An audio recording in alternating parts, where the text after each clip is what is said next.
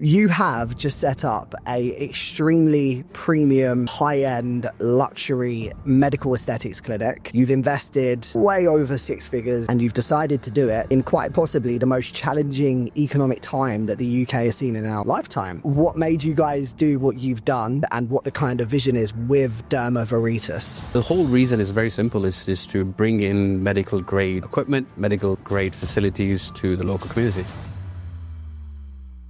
This is going to be controversial, but I think someone needs to talk about it. The Lip King was all over the news last year because he performed a BBL and somebody died. He was also arrested. Let's talk about that. For you to actually perform a procedure and for you yet to continue after knowing that you did something wrong, appalling and shameful. If you were in charge of the aesthetics regulations in the UK, what would you change? I think having a proper indemnity insurance, government puts in a system that only certain medical physicians are able to do certain things with the right qualification and actually getting that certification in order to practice. I think the non-medic community, they feel almost quite attacked right now in the sense of it shouldn't be medic versus non-medic, it should be safe practice versus unsafe practice. It's important to highlight one key differential, is the ability of doing what type of treatments. Weight loss injections. I believe if you want to lose weight, you should eat less food and do more exercise. However, a lot of people would rather get the weight loss injections. What are your guys' takes on it? As medical professionals, you probably know way more than I do about it. Do you think they're a force for good, or do you think people should just go to the gym? There is criteria, strict criteria. What causes that? This is a very, very big topic.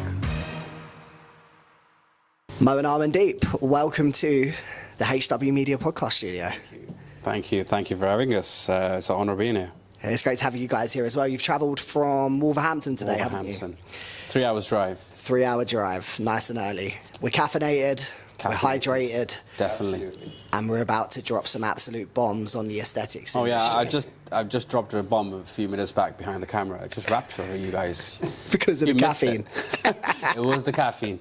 And the little snooze thing that you gave us, the sniffing thing. Ah, the sniffing salts. Yeah, we'll put that into the trailer of the pod. Fantastic. Right, so guys, you have just set up a extremely premium, high-end, luxury medical aesthetics clinic. You've invested way over 6 figures in the best machines and devices that money can buy, and you've decided to do it in quite possibly the most challenging economic time that the UK has seen in our lifetime. Run me through what made you guys do what you've done and what the kind of vision is with Derma Veritas. Wow, didn't expect that. No, that was a very good question, and I think our vision is very simple. Yes, we have invested quite a lot of money bringing in the best equipment, especially within where we are from. I think we're the first providers with some of the treatments that we have, things like EndoLift, ablatory type CO2. And the whole reason is very simple, is to bring in medical grade equipment, medical grade facilities to the local community. And I think when we distinguish ourselves, even though if you look at the overall market, it's very saturated, and you may argue that this is probably the worst time ever, but I think there's never a wrong time in any field. I'll give you an example. If you look at the barbers, how many barbers are there? And yet all of them are still running, all of them are still financially lucrative and doing bits. Yes, you might have one or two not doing so well, but barbers, there's one on every road, every corner, yet they're doing so well. So this saturation element, I think, needs to be kind of taken out the equation, just because if you, number one, bring in good quality stuff, you're bringing in good quality results, I think that's just going to help regardless. And our vision is very simple, to provide medical grade stuff, treatments, via medical physicians who can give the best treatments they can with all of the experience you have. And I think with our experience and our background, where we come from, I feel that we are able to definitely set an example within our community. Number one, give the best results. Number two, medical grade stuff, and I think that's essential. Any medical procedures that are done need to be done through medical physicians, and I just point blank period, I think it has to be done, because when you have an issue with your car, you don't go to, let's say, you know, a painter to fix your car, you go to a mechanic. So when you do medical stuff, you need to go to a medical physician to do your stuff as well. So I think bringing those two qualities in, and then along with that, with all the experience and having a pharmacy within, I think we can just reach out more to the community and not just only provide the treatment, but to bring in awareness that yes, we are a medical grade community, a medical grade clinic, and we want to bring in facilities that only are provided through medical grade physicians. What would you say is the difference between a non-medical clinic and a medical clinic like yours? Like, what do potential clients who invest so much in these treatments need to know? When you, that's a very controversial topic, and I'm going to be throwing a lot of people under the bus, but let's just be realistic. There are a lot of non-medical physicians or medical clinics that were doing really, really well financially, but then my question is, when something goes wrong, what ends up happening then? You can see just the local news with a few famous non-medic practitioners have done a lot of wrong things, and obviously you don't want to throw them under the bus at this point or say negative things about them because we really don't know what they're going through at the moment. But just the overall concept of the industry, a lot of errors are happening, a lot of problems are happening, and I think those are only because when things go wrong, do they know what to do? When things are going right, nobody cares. Nobody seems to care if you're doing it right, if you're following the protocols, if everything is well, you've done your safety checks, everything is well. Nobody cares, right? Even the clients don't care. They got the result, they got it for a fraction of the price, and they're happy. But when things go wrong, that's when the question comes. And I think a lot more wrongs are happening now, and I'm so grateful for the government and the medical community creating that awareness and allowing people to understand that it's essential that there is a difference between medical practitioners and non-medical practitioners only on one fundamental key: is when something goes wrong, do they know what to do to fix it? And this is where all that medical experience comes on, all of that, you know, the degree, their background, all of the expertise, and that patient contact can help. And if you haven't been in that environment, you haven't dealt with a serious incident, I'm even talking about death. If you don't know how to, if you've never dealt with a death, you will never know. And if you haven't dealt with a complication, you never know. And that's where the difference is, and that's what allows a medical practitioner to deal with as well. Complications occur. You take a paracetamol, there are side effects, there are contraindications, there are complications, but it's when things go wrong, you need to know what to do. And I think this is where that margin is, where the issue lies. That with non-medical practitioners, when something goes wrong, the question is, do they know what they're doing? Yeah, just reiterating Mo's point, as a healthcare professional, it's all about the training and the education. We are trained always to think of the worst first and then works backward to actually what is best. We can't expect like everything, the things they will go like in a normal or simpler way, but it's always how to tackle them and how to manage them. That's what is important, and that's why the years of the experience and the background in terms of the education, training, which all comes in as a package to actually give the support to the client or to the patient, even for the aftercare, and if anything goes wrong, how we manage and how the patient, they can actually do the self-care as well. So I think the main thing is the training. It's not like, yes, it is a controversial to ask like, or somebody that, yes, you're not trained. Yes, they are trained, but they may not have like fulfilled all the fields of that training, where like to manage the risks and if anything worse happen. And that's where like, you know, I think the medical professionals' knowledge is needed. And just a side note on that as well, it's not always about complications. And I said that, yes, it's just when something goes wrong, we don't know what to do. It's also about the experience as well.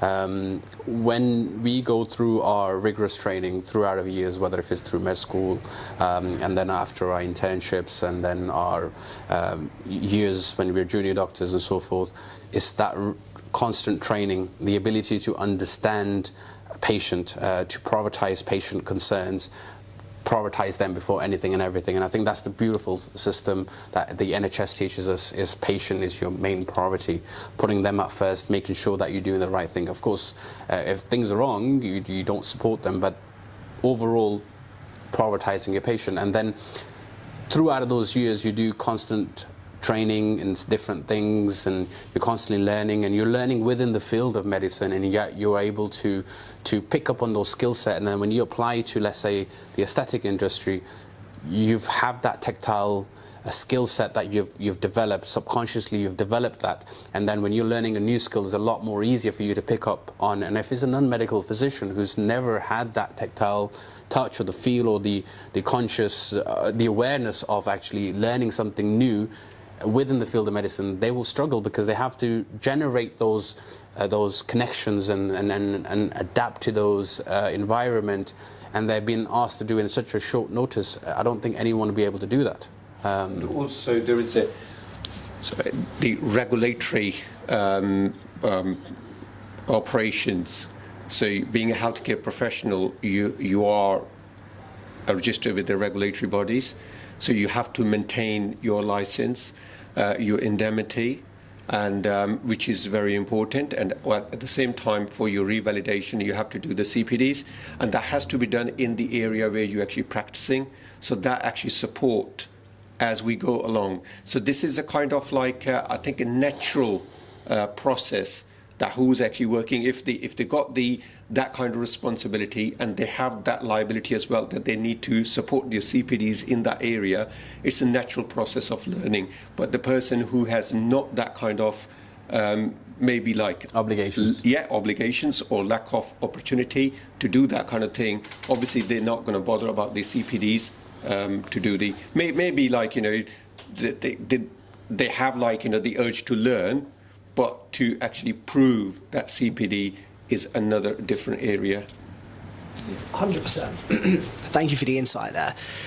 There was recently a documentary on ITV about prescribers, pharmacists, prescribing products to non-medics without doing consultations, Botox specifically. Did you guys see the documentary? Yes. You saw it. And there was also a topic on that documentary on the ITV which showed that a lot of the black market are using Korean filler products, right? And a product of this is people doing Botox for like 50 quid.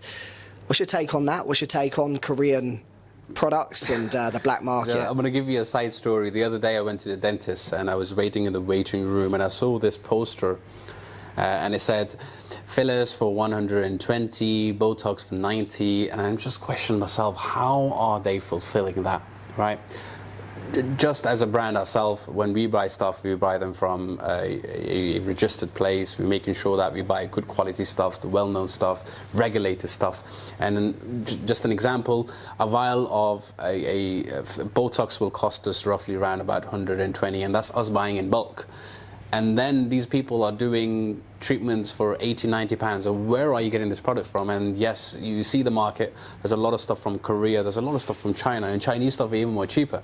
And then the regulatory, but there is no regulatory body governing those or regulating those processes. And people are just making them in their little factory and they're selling them out there. And it's so dangerous. When things go wrong again, what are they going to do? Because if they're using something that's not known, and even if something does go wrong, they go to a physician, they don't know what they've used and what kind of components on there, what they're going to do as well. So you're dealing with a very dangerous territory where the unknown is a very big factor. And if things are going right, again, nobody cares. But when things go wrong, it's what you're going to do. And in that situation, when even physicians don't know what product or what solutions you used or what's the chemical component within the solution you used, how would they help? So I think it's important that the awareness needs to be brought out that we need to have, number one, a stop on such things. And it's great that we have the likes of BBC doing documentaries and bringing that awareness that, yes, people are doing these things. And it's sad to actually hear some of those people were medical physicians. They were actually, one of them were pharmacists and nurses and so forth. And it just, it just gives a wrong impression of who we are as an industry. And there are so many physicians, we try doing everything. In fact, I would say 99% of the physicians would do everything with our guidelines, making sure that we're following everything, do everything appropriately because of the protocol, and then for the safety. And you get one or two people who just tarnish the entire the industry, and I think it's sad, and they definitely don't represent us. And I think it's important, once again, to know that, again, we are big, we are individuals who really want to bring out this awareness and actually teach the local community and people to actually ask your physician that question. Number one, how many procedures have you done? What qualifications do you have? How long you been doing this? And if you don't ask them, no one's going to answer. So it's entitled for you to ask these questions to your physician. It doesn't matter whether if it's non-medical physician or non-medic or a medical physician, you need to ask those questions. Do they know what they're doing? What if something goes wrong? What kind of experience you have? Why are you doing this? And I think once people understand this concept and ask these questions, the awareness will get bigger and people will be more wary of. But again, overall idea with selling products that are not regulated are a lot far more cheaper, or physicians who are selling products without the right process. I think this is completely wrong, and it's a criminal offence, and they will be penalised for it. If you were in charge of the aesthetics regulations in the UK, what would you change? Like right now, you had full power over the regulations, what would you change? I think having a proper indemnity insurance or a regulatory process where government puts in a system that only certain medical physicians are able to do certain things with the right qualification, and actually getting that certification or getting that indemnity for your clinic to order to practice. And I think that's something that if we can push and get that in place, where anyone who's doing such procedures can only do them if they have that right documentation. This way we'll eliminate a lot of the people. Yes, there will be a lot of people, they will still end up doing them back of a barber shop and so forth, but then that will be considered a crime. So things like that would help. Having a proper regulatory system is essential, and I think a lot of people are realizing, hence why we have a lot of regulations and governing bodies that trying to push this narrative across. And I think we're somewhat winning, with the recent changes as well, with the BBLs, that you need a prescriber and all those things. I think those are important, and I think the more we emphasize, the more awareness we push out, the more we'll get done. Yeah, exactly. I agree with Mo.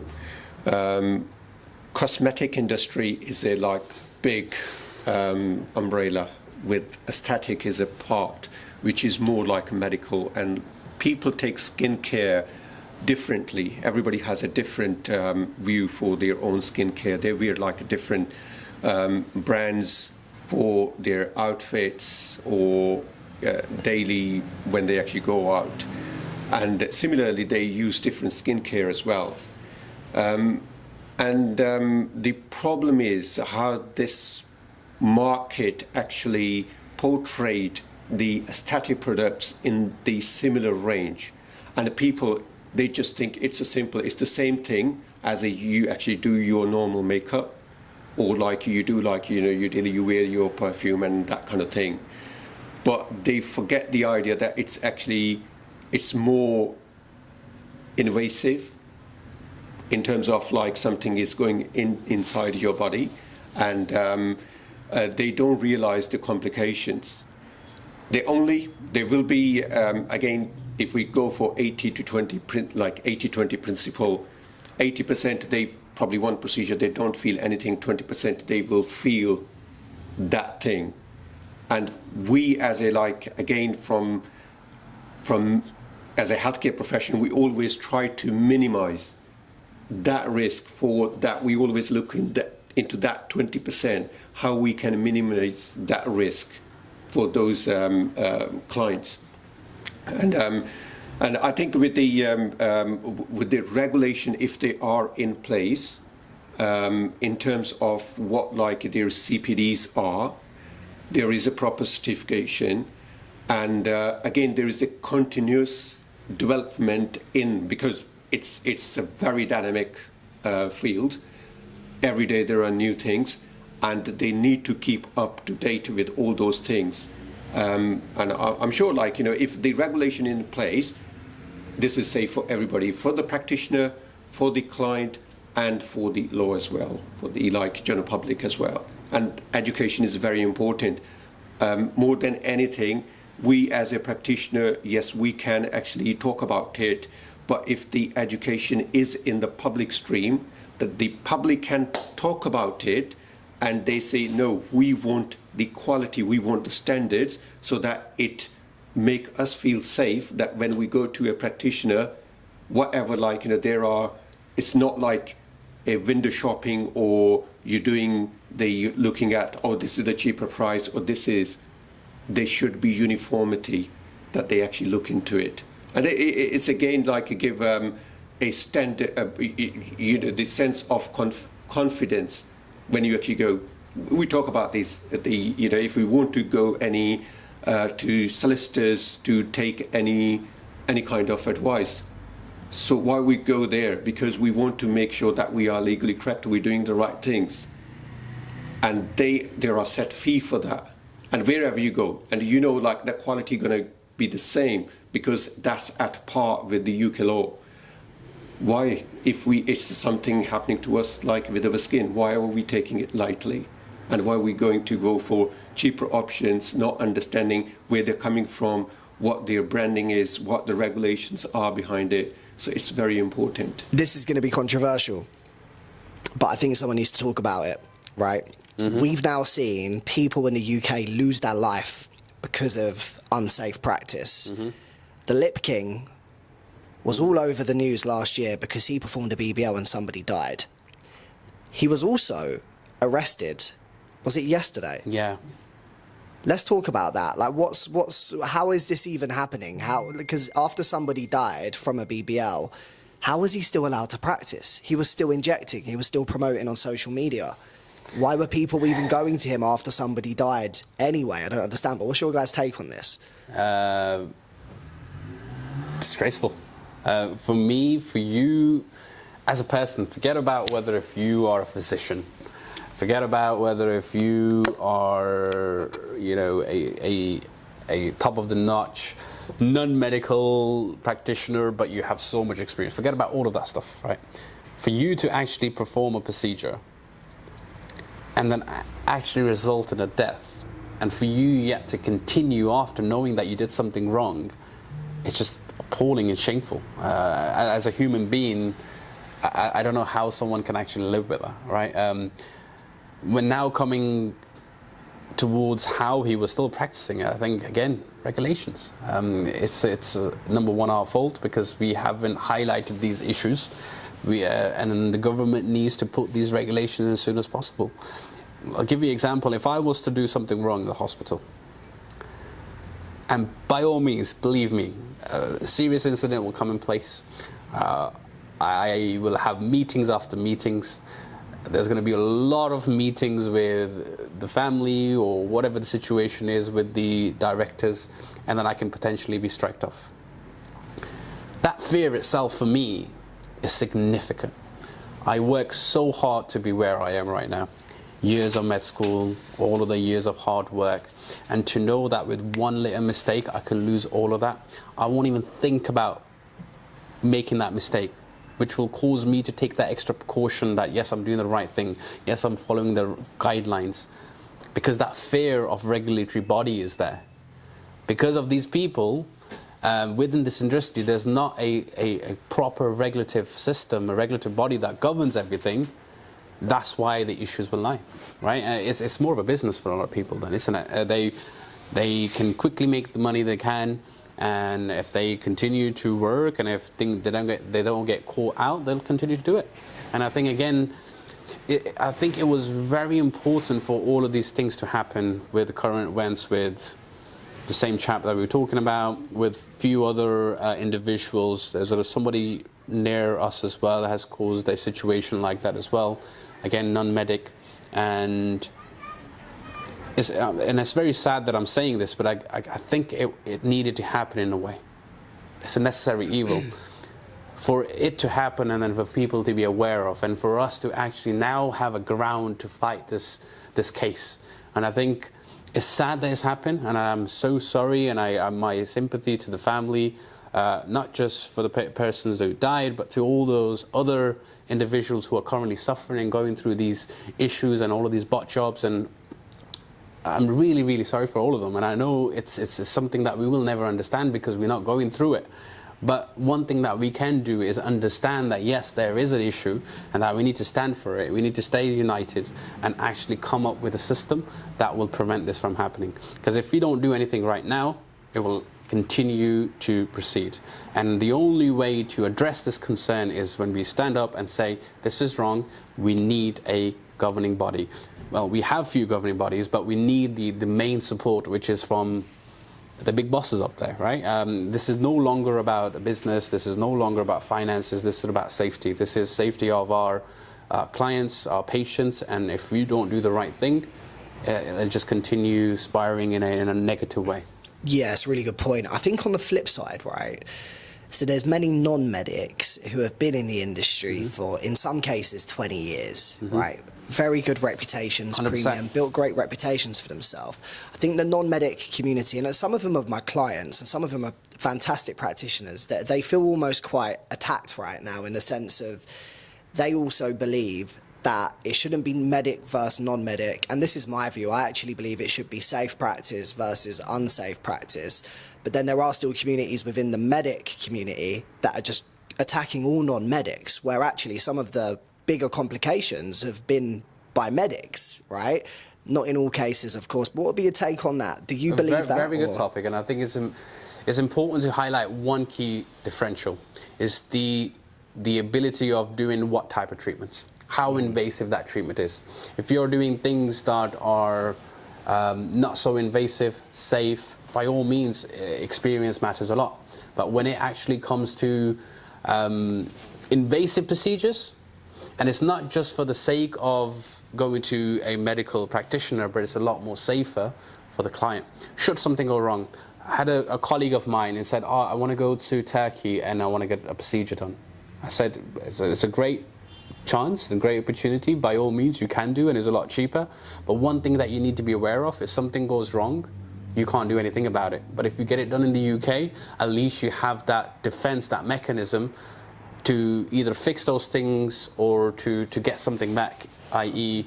compensation or a little bit of, or recheck or renewal of the procedure or whatever it is. At least you have something to know that if something does go wrong, yes, complications are there with every procedure. When you sign that dotted line, you agree to a complication. And I think, number one, we medical physicians need to explain those complications and say, yes, these are right and they can happen and that this is how they will happen. But then it's that experience element that comes in place. And again, I think it's a multifactorial thing. The clients need to be aware of what question to ask and what they know and to research who they go into.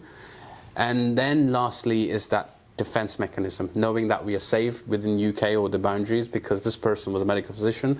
We have the right facilities of assurance that if something does go wrong, we are okay.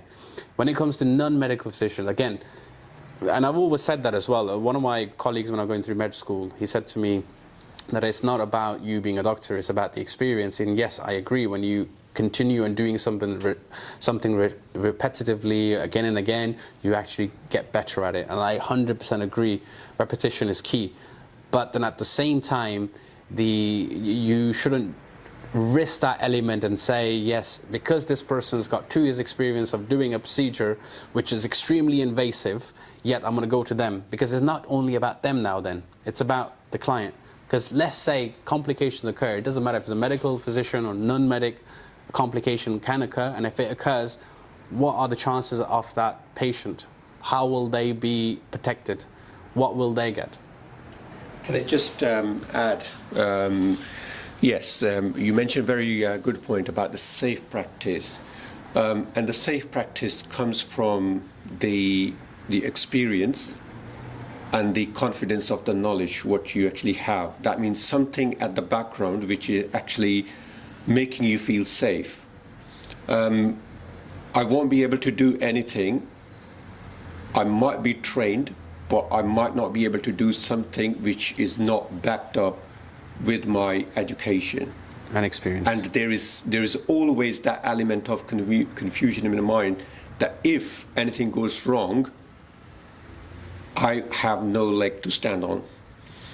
And if we talk about the safe practice in terms of statics, and compare it with like a simple, just as simple example that now it's a flu season, we do like the flu vaccine. Everybody go to the pharmacy, to the surgery to get the flu vaccine. Simple thing, you go to the deltoid muscle and you just put like the syringe in, the needle in, and just done. But before we do this, every year or like every 2 years, we have to do like update our training on the ELFH, which is NHS website. We have to go there. We have to update, get the certification. That's we are familiar. We've done this training, and that's what we're doing it.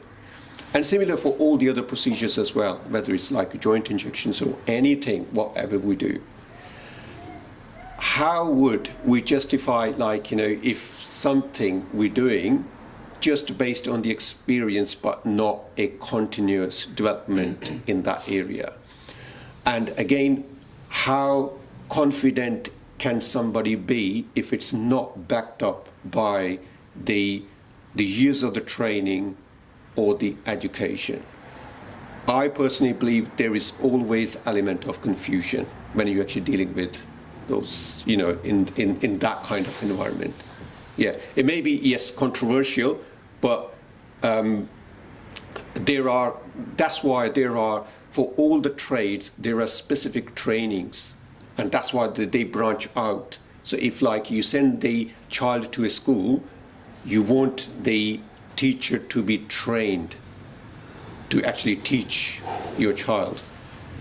Similarly, if we go to a car mechanic, we want that is actually regulated, and they have, like, if they're giving us the MOT certification, they have proper procedure in place, they are regulated. And there's so many examples, and that's why. So just looking at the cosmetic look of the industry and just to trying your luck, okay, that's fine, it is lucrative, and I just to step into this, I think that's wrong. Yeah. What I do think is good about the GMC is if you do something wrong, you can lose your license, right? And then you technically can't work as a doctor. For example, I'm not going to say who it is, but I had someone inquire on my ads a few months ago. And before I hop on a call, I always research who I'm about to speak to. This person was struck off the GMC because he came home drunk and beat his wife with a broomstick, right? And I read that, I was like, Jesus Christ. And no, I didn't sign him as a client. Ethics first always, right? But again, if you are, I suppose, in a way not regulated or a non-medic, or say you're a non-medic but you're not regulated, it's like the Lip King's a primary example. You can still practice because there's nothing to stop you doing so. So I think non-medics should still be welcome in the industry, but there does have to be an additional regulatory board for safety and rules and regulations. I think it's very important. Let's talk about Derma Veritas, right? So you guys are the new kids on the block. Can I just add one thing? Yeah, please do. And I think it's important, Faith, just to kind of get you, because you said that you think that it's okay to have that balance. I think experience matters. And I agree that, yes, you need to have people who have the experience, and some are not medics. And my question to you is, and I love my cars. Yeah. If your car breaks down today, yeah, and then you're being told that it's proper engine problem, yeah, okay, will you give your car to somebody who's never fixed the engine in his life, right, and is charging you less money, and say, I will do the job, but you know that he's never done it? Let's say he's your friend. You know that he does a little bit of jobs on his cars, he can change the oil, but he's never, you know him, he's never fixed the engine. Will you give your car to him, or will you go to your mechanic, and why? Mechanic. Why? I want the best person for the job.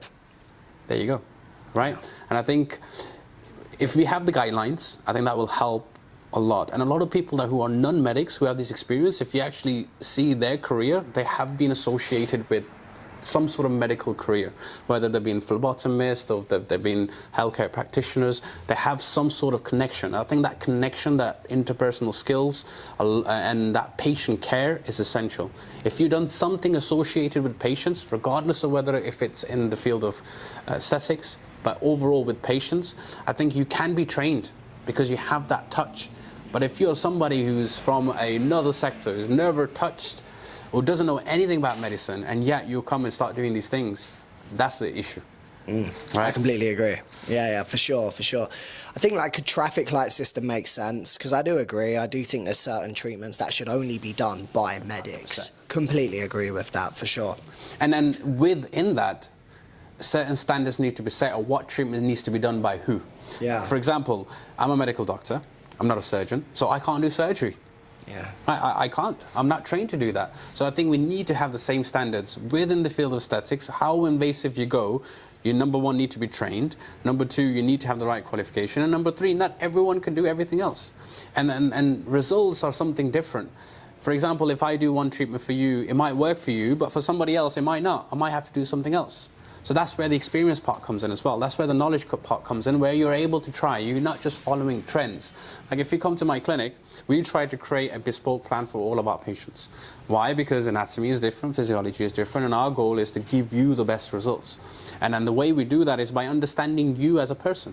And when we are able to understand your problem, your concerns, we are able to just address them. We can't just pick a problem and say that you have the same problem and we'll fix it with the same problems that everyone's doing. No, it's not going to work like that. That's why education and having that medical background helps, because you're able to distinguish different types. Even though you might not have experience as much, but you have been trained and subconsciously you have that tactile skill set to learn that part. But more importantly is the knowledge, right? The years of studies. Like, name one non-medical physician who's sat down and has gone through multiple exams. I've gone through multiple exams, and then get yourself through a board exam and so forth, and then at the end qualify and say you are able to do that. Name one non-medical physician, apart from just doing some training within the field of aesthetics and not anything else. I had a patient. I used to train for a very well-known academy, and I was training, and everybody in that group was medical physicians, nurses, dentists, doctors. And what happened was one of our models just collapsed on the treatment bed. We all knew what to do, what steps to take, what actions to take, how to do everything. It was amazing. It was just natural. It came to us because we've seen it. But now if that's a non-medical provider, if that happened, they've never been in that situation, what would they do? I don't know. Hopefully they know CPR, I guess, or right? resuscitation. So it's important that, yes, anyone can do anything. I can get Bob from down there, bring him here, train him. Bob, you need to hold this injection this way, push it in this way, inject it this way, and that's it. Yeah. Anatomy is different. Let's say we go wrong. Does Bob know what to do? He doesn't. Yeah, it's a great point. One of my clients, he's a doctor. He's a hair transplant surgeon. He sorted out my hairline, and he was on a... I need to go to him. Yeah, you're doing all right. I'm losing more. Mate, it happens. You're in the right industry for it. He was on a plane after 5 days coming back from Ibiza. He was at a club in he was at Amnesia the night before. No sleep, straight to the airport. He's on a plane. He's like an hour into the journey. He's still got his sunglasses on. Same outfit as last night, and they're doctor on the plane. Yeah, exactly. So someone announces, "Is there a doctor on a plane?" And he just kind of sat back. He was like, "Oh, I haven't even slept." It's so embarrassing. It happens all the time. It happened to me 3 times, but yeah. They called it out a second time, then a third time. He was like, "Oh God, right, I'm here." There was someone at the back of the plane who was, I think they were going into like, you guys will know. You know when you have diabetes and you haven't had your insulin. Mm-hmm. This woman was being aggressively crazy, like she was possessed by a devil or something. No sleep. He's having to try and like pin her down and get this needle in her. And as soon as apparently the needle went in, she stopped acting like she was having an exorcism and just she was fine. And she had no idea what even happened. She woke up. She was like, "Why am I lying on the floor?" And apparently she was being crazily aggressive, trying to hit all the staff and everything. Was it just the insulin, or was it The alcohol as well. Anyway, let's not say anything it about was that. Ibiza, right? It could have been multiple different That's why I said substances. Ibiza. Flight back. It's very true. Have you guys ever been in a situation? I know you mentioned you have, and if so, 100%. what was like the craziest experience? I've been in 3 now. Just recently, I was coming back from my wedding. Got married 7 months ago. Congratulations. So on my way back, and I remember I was knocked out, super tired with the events from the wedding and so forth. And then I was on a plane. My mum woke me up. She was like, "They're asking for a doctor." I'm like, "Mum, I'm tired. I can't do it now." And then my mum points out, "He's a doctor," right? So the air hostess comes and go, "I see a patient who just had a vasovagal episode and just collapsed," right? I know what happened in that situation. Obviously, I've lifted his leg, gave some water, found out what medications that he had and so forth. Did everything that I can do in that, with the resources I have. There's not much you can do. And then literally in that same flight, 1 hour after, the same chap comes. I remember him, he had a beard. It was a Saudi airline. Taps my shoulder and is like, "Doctor, can you please come again? We have another problem." Sorry, the accent, I know. And Was he Russian? No, he was. I was trying to do an Arabic accent here. It didn't work. I'm sorry, my Arabic accent is very bad. So he asked me to come see another patient. And there was this young chap who, just when I saw him, he was just holding his head. It's like, "Doctor, I can't stop going to the toilet." I'm like, "What do you mean?" He goes, "I can't control myself." As soon as he says that, he ran back in the toilet, and I can just smell the fumes. I'm like, what am I going to do at this time? Okay, you've clearly caught a bug. Luckily, whenever I go to Pakistan or any other country, I try, and if I can buy medications, I'll buy them. So I had some medications for him. I gave him some medication. I gave him some anti-sickness, diarrhea medication and so forth. Asked him to drink plenty and so forth. And I did all of that. But then, just the way how the air host just asked for a medical professional, and that's important. They can just call anyone. They've also trained. They've also trained to deal with certain situations.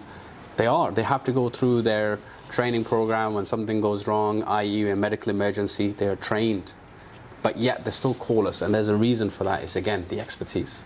So we can always go back to that. Yeah, that 100% is a great point. I mean, if I was ever in a situation where somebody passed out, I would have no idea what to do. So I'd be praying that there's a doctor somewhere on that plane. Let's talk about Derma Veritas, right?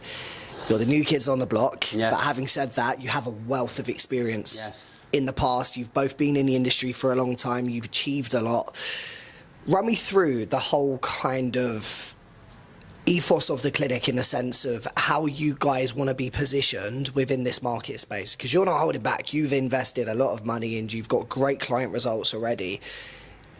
Run us through the plan. Yeah, talking about the money invested, let's just say... How much exactly? It's a very difficult number, but I would say easily over 170, 180K. That's just on the equipment.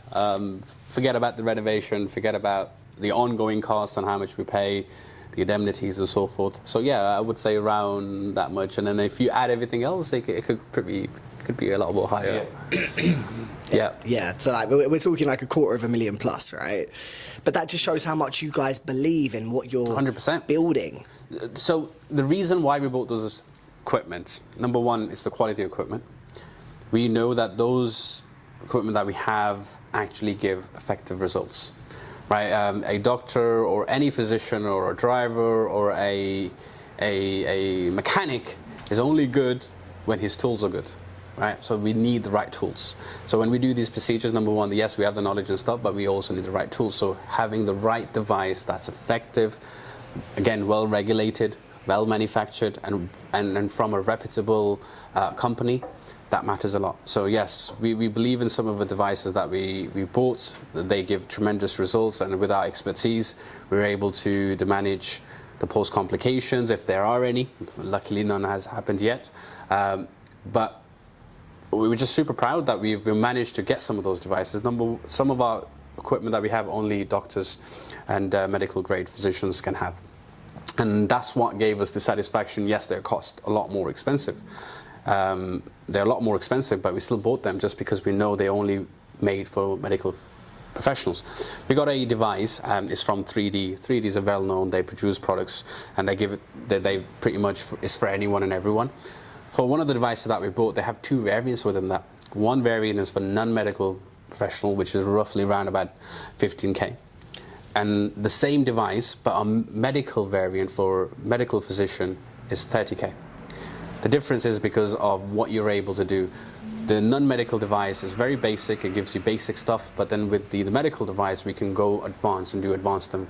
And to do advanced things you need that knowledge and you need that safety. So again, matters a lot. Medical regulated procedures from reputable companies that provide these devices, very important, and that's why we invested in it, because we feel if we want to set an example in our community and be the face of aesthetics within Wolverhampton, hopefully, is to, number one, have the best quality, number two, provide the best service, number three, medical grade stuff. It's essential. We are trying to preach this storm of news or concerns that please medical professional only, go to your medical professionals, but we also need to practice those skill set ourselves. And then that's why I think with Derma Veritas we're really happy that we're able to do that with our experience and with the help of the community and with the help of all the suppliers, and we can provide that results. I think I've just sidetracked a little bit, but yeah. That's what happens in a podcast. Yeah, now, Derma Veritas is, in simple words, it's emotion, it's a vision. Oh yes, emotions. And it's completely, purely evidence-based platform. When we're talking about the investments, so we invested our time, effort. Nobody sees that, yeah. That is the energy to train ourselves over the years. That's actually a very good topic, I believe. If I ask you, the investment that you put in, so is that worth your time that you put in? Well, this is the thing with, like, all that investment which we actually put in for those years in our developing ourselves with the education and the knowledge. And if we're providing a service, so when we're talking about the equipment, that's the investment in the service. So that's how we balance it out. So the knowledge and the service. So the equipments are the bridging. So there may be like a different equipment which we bring like in future, maybe like they're more advanced as well. But that is because with that knowledge we want to provide excellent service, and that should be evidence-based. And that's what the Derma Veritas is. And I think we both are lucky in a sense that we both have the same vision and we have the same goal which we both can see, and that's the focus. Yeah, I think for us it's very we always talk about, it's not just about selling something or selling the service, it's about educating the clients and always promote the self-care, because when they take the control, when they understand this bit, this will make our life easier as well. And this is, again, as a healthcare professional, we learned from our practice that patients keep coming back again and again for the same reason, which is simple, and you just give them the tools and the information that this is how you can sort it out. You actually reducing your own work, and the patient is happy. Oh, that's fine. Yeah, I don't have to go back again and again. And they will come back again when they need any further advice or like any other service. So this is what we actually investing in. So we just recently, I'll give a fine example, and I think it's so important to just touch base on that as well. We had a client recently who came to us with concerns of dark circles around his eyes and so forth. And I could have just put him on the treatment bed and I could have just done the treatment, get my pay in and be happy with. But I didn't. What I've done is investigated what's the issue, because in order to fix a problem you need to first understand.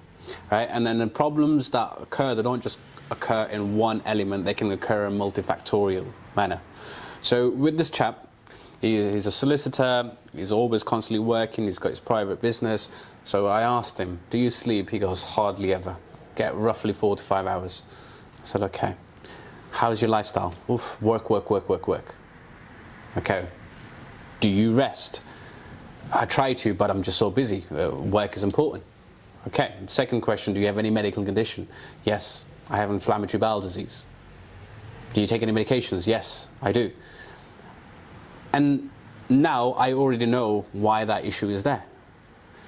I can just say, yes, I can treat the issue, right? I gave that example to you last time. If you have a dent on your car, you can fill it up, paint it, nobody will know about it, camouflage, Bob's your uncle, you won. Or you do the proper way. You pull the dent out to give it a structure, fill it in if you need to. Because you may need to fill it in, it's just part of life. And then paint over.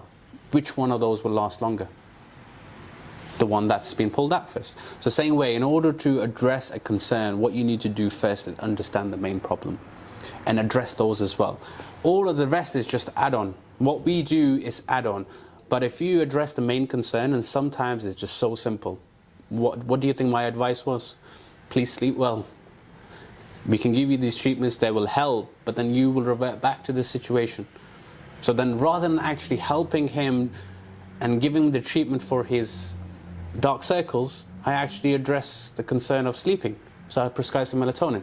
And again, melatonin, again, is an antioxidant that would also help with his hyperpigmentation as well. So I'm with one stone, I'm hitting two birds. I'm helping him sleep and I'm helping his hyperpigmentation. And that's how you want to proceed to train, to treat people. It's like some people will get, I don't know, like fat loss treatments, right? But then they'll still eat McDonald's every day. You're not going to stay skinny for long, are you? Or, you know, somebody who is always getting Botox because they feel like they look old, but they drink 3 litres of Coke a day. And do you know something I don't get? There's certain people out there, you'll be like, when was the last time you drank water? I don't like water. I was like, how can you not like the one thing that like literally keeps you alive? It's like, yeah, 100%. Your body's what, 70% water, 80% water? Yeah. And 60, 70, yeah. 60, 70%, that's a lot of water, right? So, which leads me on to my next question. What would you say is like more important when it comes to maintaining good skin? Is it hydration? Is it sleep? Is it lifestyle? Is it a mixture of the two? And also, can you be blessed with just good genetics? Because there are actually some of these rock star guys that have been smoking 40 a day and they actually look all right, right? Okay, so genetics can play a huge role. Of course it can. But at the same time, you need that balance. Your skin is a building block. And in order for you to maintain that building, you need to get everything right. So if you just do one thing right and not the other, it makes no sense. So that's why self-care is essential. Self-awareness is important. So first, we need to be aware of the problems and then actually reflect on ourselves and understand that, yes, it's my own issues that I'm doing, i.e. I'm drinking too much alcohol, I'm not sleeping well, I'm under the sun so much, I'm getting sunburnt all the time. These are all factors that can actually cause stress, and stress that can cause you to get old, right? You're going to get old regardless. That's just how life is. You're going to get old. But we can take extra cautions and precautions to, number one, be healthier. Just being healthier by doing the right thing, eating right, exercise, you know, sun protection, all of the shebang, and do them right, you're actually helping yourself live a bit longer. Death is going to come. It's going to come regardless. But at least you know that you did the right thing. You can just walk out the door, you can be the fittest person ever, the most beautiful or the most handsome person ever, get hit by a car, you're done. Or you can go outside and get hit by a car and you have a laceration on your face and you remain with that. So these things can happen. But then internally, you were a healthy person. You've still done the right things. And I think as a person, we need to do those things regardless. That should be just a way of life. We evolved into this unhealthy lifestyle. We were never like this. You know, our ancestors, they hunted, they walked, they did everything. They went for the water and they lived longer and they've maintained those values, and they maintained and they were very healthy till later age. Right now, with the unhealthy lifestyle we have, we're always on a phone, we're always eating junk food and all of that stuff, it's not going to help, right? So yes, Number one factor, fix your lifestyle.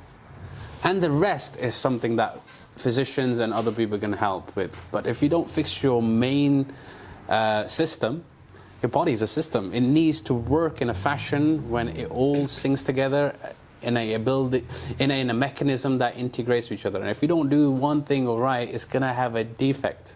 It's a good point. I think the biggest problem is the majority want a quick fix as opposed to getting to the root of the problem, which leads me on to my next question. I'd love to get your guys' take on this, right? So I've got quite strong opinions on this. Me too. And I love to debate, right? Weight loss injections. Okay, so like there's been so many people that have gone down weight loss injections. Now I believe if you want to lose weight, you should eat less food and do more exercise, right? However, a lot of people would rather get the weight loss injections to lose the weight. And what I'm seeing with this is I'm seeing so many complications. I'm seeing so many people get ill from it. I'm seeing the skin literally look so tired on the face from Ozempic. What's the other one? There's Ozempic and there's Mounjaro, and there's another one what people are doing too. I can't remember what it's called. It's what, sorry? Right, okay, so there's quite a few. What are your guys' takes on it? As medical professionals, you probably know way more than I do about it. But do you think they're a force for good, or do you think people should just go to the gym? Okay, so there's two factors. There are medical conditions, whether if it's hormone-related, metabolic conditions, that can cause you to be overweight. For those people, there is an imbalance in the body and things are not right, and that's why those medication was initially made, to help those people. With the right guidelines, if you're following the guidelines, the NICE guidelines specifically tells you who should have this medication. If they fall within that category, by all means they should have it. But if there's somebody that doesn't fall within that category, shouldn't have it. Not just because it's only risky, but it's just immoral in my opinion. Yes, you go and do the right thing, eat right. You don't need to do much, just be in calorie deficit, you lose weight. But people want a quick fix, and this is not how you do it. Even though you may achieve that result, but can you maintain it? And I think that's the issue that people need to realize. You can have a quick fix, but how long for? And yes, so answering your question, for people who require it, who need it due to their medical condition, is it a metabolic condition, hormonal issue, or whatever it is, and they fall within the category, by all means, a medication is there. We need to start treating medication as medications. I always say, let's start treating filler as a medication. Let's start treating Botox as a medication, not just a cosmetic product. It's a medication, so we need to treat medications like medications, and the people who don't need it shouldn't be on it. Simple. Yeah, I think that's a really good point. I mean, they really do work, though, don't they? Yeah, I just would like to add, it's if we think of the meeting expectations versus managing expectations, what we actually want to achieve, yes, we all want quick fix, and sometimes everybody thinks differently, and there is an element of motivation behind. So as Mo said, there is criteria, strict criteria for metabolic patients. Yes, they can have it, and that can actually help with their health and their lifestyle, quality of life. Similarly, there is so many clinics, and you can actually get this medication prescribed through the pharmacy privately or from other private clinics as well. Now, as a prescriber, yes, from a regulated platform, they will check everything. They have the proper questionnaires, everything in place, so that they're actually giving it to the right person.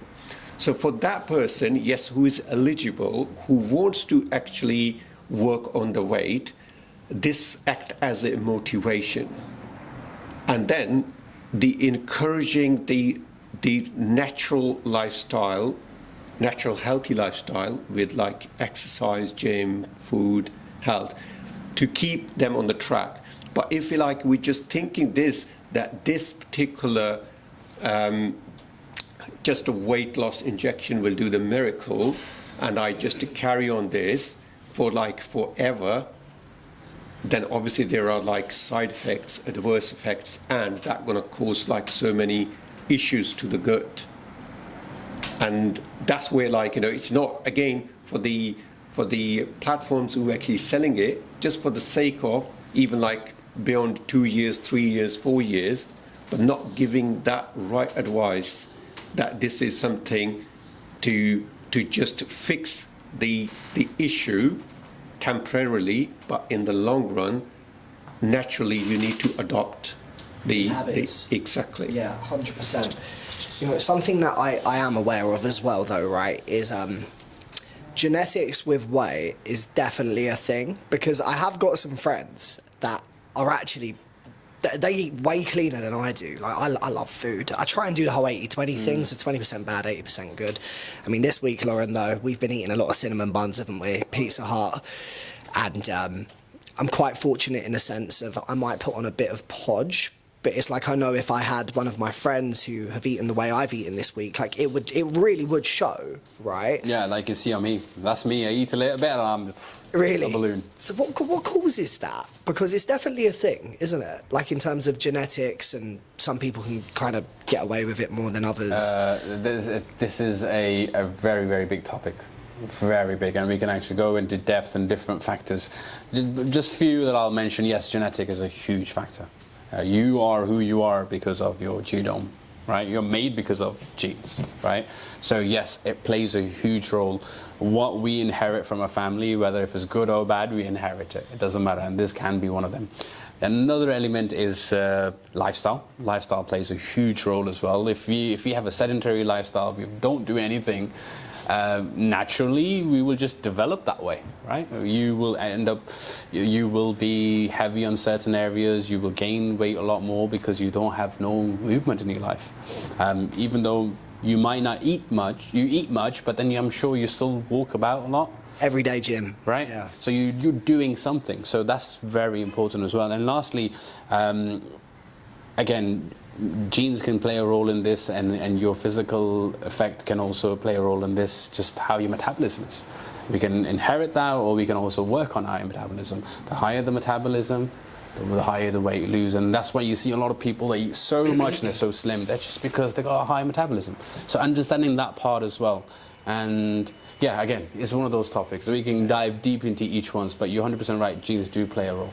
Can I just add? That's the, well, not really added, just like another element of your question when you ask about these weight loss injections, that after like they had the injections, the skin becomes saggy and it wrinkly, and it's not like in the normal texture. They lose the tightness, and that's where, like, you know, we are there to actually support. So if you're an individual suffering from saggy skins, why don't you come to DV and we'll help you out? Absolutely, because we got the solution. A quick plug in there. We're talking about the motivation. We don't really want to. Yes, somebody's trying to lose the weight, and they shouldn't get demotivated by the skin getting saggy or anything. So yes, there are fixes. We can actually do that, and that's like, again, with the advanced procedures, and it's natural rejuvenation. Yeah, and actually, just talking on that as well, some of these skin tightening procedures, HIFU, ultrasound treatments and so forth, are becoming a lot more popular because a lot of people have lost so much waste now they're left with that elastic skin. That's why we actually ended up investing in a procedure called EndoLift, a device that we feel is just great, gives you amazing results, and all within and natural results as well.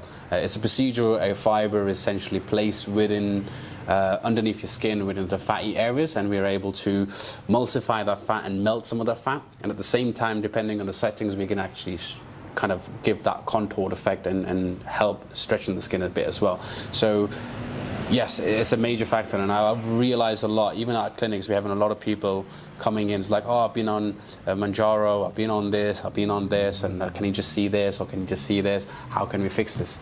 And yes, there is a fix, but then, again, you've lost something. You've lost all of that weight. If you do it naturally, slowly, gradually, things will just adjust accordingly. But if you do it so quick, you haven't given your body sufficient time to recuperate and to adjust according to your weight. That's why it can become significantly dangerous. And that's why, bearing in mind, finding that balance is essential. If you are somebody who's taking them, please take them with medical advice. Please know of the complications and do the right step of actually taking them. I've seen patients, rather than going up the dosage. They go straight to the high dose. Incorrect. Never do that. Just because they want to save a little bit of money. Like, oh, I'll achieve the good results if I take a higher dose. You're putting yourself at risk and danger. So take the right advice, take the right steps, and then fix your lifestyle at the same time. Yeah, so you're able to allow your body to adjust. 100%. It's funny though that there's a stereotype now where if somebody you know used to be quite overweight, and then if they lose a lot of weight quickly, you always kind of wonder, have you done the weight loss injections? See, if somebody is over the BMI of 30 plus, right, and they've been prescribed, and they have some sort of medical condition, I'm happy for them to take them. I will probably prescribe them because, number one, they fit the criteria to have them. Yeah. For them to lose all of that weight can be beneficial because the cons of actually being obese is a lot more superior than actually being slim, right? So in those situations, hence why in certain medical conditions it's important that we emphasize on certain medications to help facilitate weight loss, and it's important. Just because it's not just your own, and I think a number one factor, I think a lot more, which is common, and I think I'm surprised we haven't even touched base on that, is mental health. Right, mental health is a significant factor. Right, yes, you are eating significantly, and people don't realize that they probably have a mental health issue. Therefore, they're eating so much. And addressing that factor is important. And then you may argue that, yeah, for mental health, is it really worth having these injections? I think yes. If it will help them recover from mental well-being, of course it is. That's why medications are there. But again, one advice, and I'll keep repeating it again, needs to be done in the right way, with the right protocols from a right provider. Mo and Amandeep, thank you so much for coming through. How can people find you on social media, online? Firstly, thank you very much for having us here. It's definitely been an honour. We had a great conversation about a few topics, and I would love to do this again. I love controversial things. So about us, you can find us on social media, on Instagram, Facebook, TikTok. If you just type in Derma Veritas Derma Veritas, you'll find us on there, and that's pretty much the same for the rest as well. On the website as well, dermaveritas.com, straightforward, and all the information there, all the social media handles there. And when you go to the website as well, you can ring us. There is a WhatsApp number as well. There is a landline number as well. And just drop our email. Yeah. Or just inbox us on the social media. Yeah, and we're always happy to, like, whatever the queries, whatever the concerns about the skin, we are there. We currently have free consultations, so all you need to do is jump on our website, book a free consultation, we'll get you in, then we'll have that chat and create your own bespoke personal plan. For the new clinic, we got the launch offer, 30% off. 30% off, ladies and gentlemen. If you book it before Christmas. Yeah. Ooh, that's an offer. Yeah. I mean, it's Christmas. We need to start giving away. Absolutely. Yeah. But thank you once again. Thank you. Thank you so much, guys.